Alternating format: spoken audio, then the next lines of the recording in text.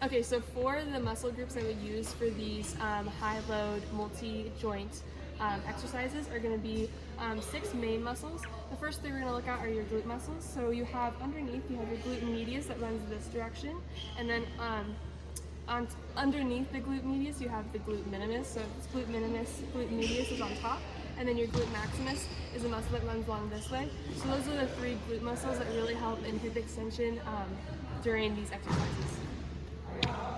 And then I'm going to be palpating the hamstring muscles on Tori. So first, we have our semitendinosus running up on the most inner portion of our hamstring muscles. And then to the lateral side of that, we have our semimembranosus.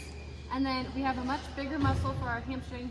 Our main hamstring muscle is our biceps femoris, also running down.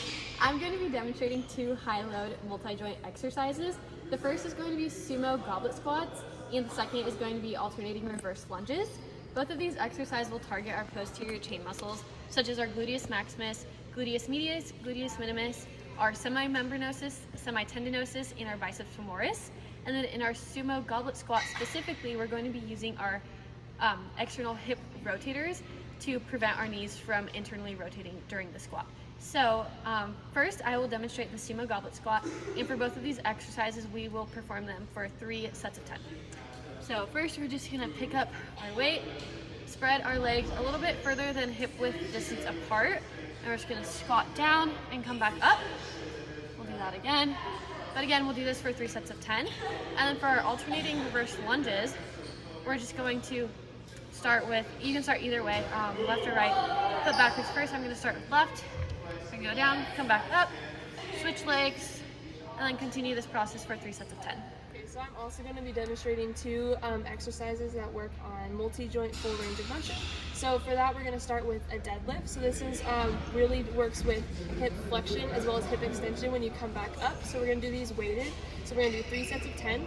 So to demonstrate, we're going to hold our dumbbell like this, and so then we come down, straight down this way with the hip flexion, and then extend this way, and then again, hip flexion, and then extension. And this exercise really focuses on the glutes and using your posterior chain and hamstrings to bring that hip extension forward. Next, we're going to do step-ups. So again, we're going to have them weighted. We're going to hold our weight like this, and then we're going to step up, and then step down, up, and then down.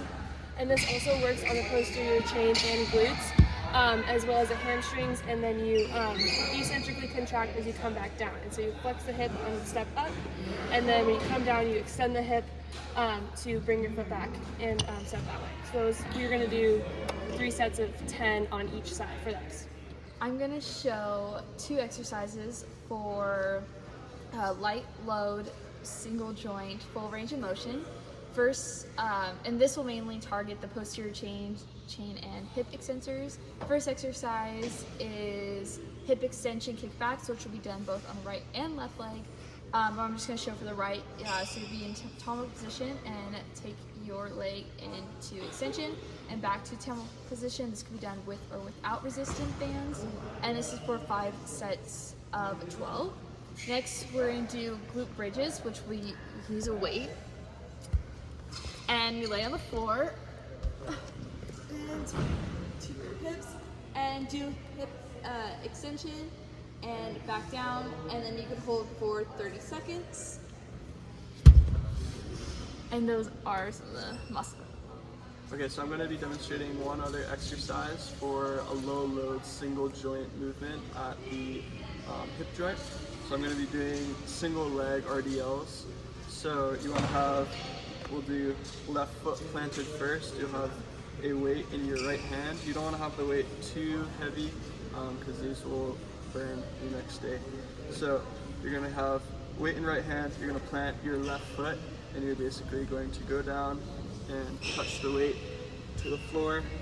Try to maintain your body in alignment. You don't want to overcompensate with your pelvic girdle going one way or the other, and you're going to repeat that for one side and likewise for the other side. So weight in the left hand, plant right foot, and it'll go down like that. You probably want to do the same side at the same time, maybe five to six reps for 3 sets on each side. And that's going to target your hip extensors. So it's mainly going to be your gluteus maximus, the posterior fibers of your gluteus medius, and then your hamstring muscles, so semimembranosus, semitendinosus, and biceps femoris.